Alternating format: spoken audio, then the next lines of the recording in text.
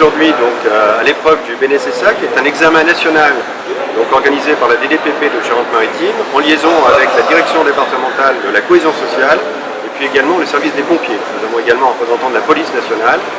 Cet examen regroupe aujourd'hui 44 candidats et nous sommes effectivement en pleine épreuve à l'heure actuelle.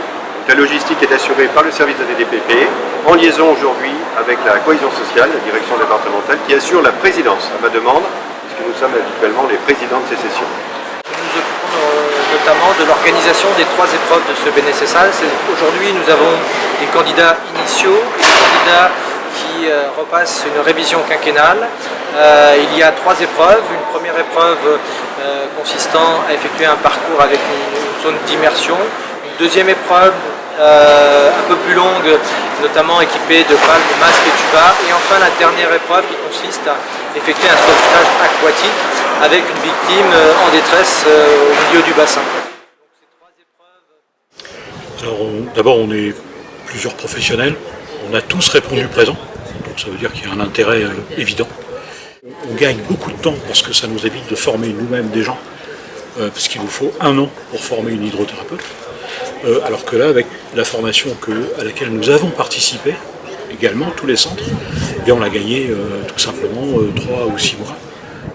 Pour y répondre, puisqu'il s'agissait pour l'essentiel d'offres d'emploi non pourvues et par ailleurs de besoins en formation, on a donc, avec les différents partenaires associés, Pôle emploi, le FAFI, la Directe, les centres de Thalasso, imaginé des solutions, et notamment une formation qui permettrait à des demandeurs d'emploi qui étaient déjà qualifiés en termes d'esthétique, d'accéder à une formation en hydrothérapie pour pouvoir, à l'issue, trouver un emploi dans les centres de thalassothérapie dans lesquels ils avaient effectué, ces personnes, un stage.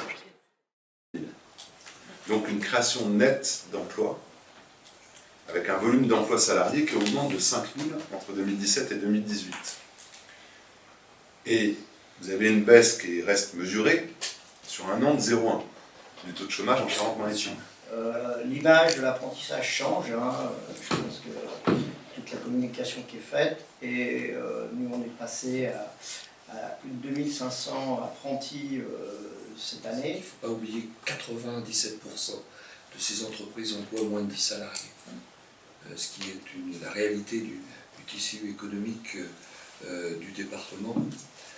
La création d'entreprises est toujours en hausse. C'est qu'on a un département qui est attractif, avec donc un solde de population nouvelle arrivant chaque année, y compris de population active, et qui nous oblige, c'est un des enjeux aussi de ce type de mobilisation, qui nous oblige à créer encore plus d'emplois.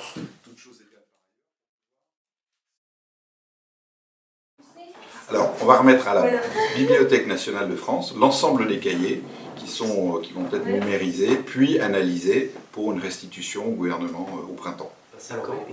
Elle se déroule déjà depuis plusieurs semaines dans le département. On est à plus de 115 réunions maintenant en Charente-Maritime. Elles sont à l'initiative de qui veut, qui a envie de s'exprimer sur les grands sujets proposés par la mission du Grand Débat National, l'État et les services publics, la fiscalité et les finances, la démocratie et la citoyenneté et la transition écologique. Alors le 6 et 7 mars, stand de proximité à la gare SNCF de La Rochelle. Là, c'est la mission du Grand Débat qui va vers les citoyens.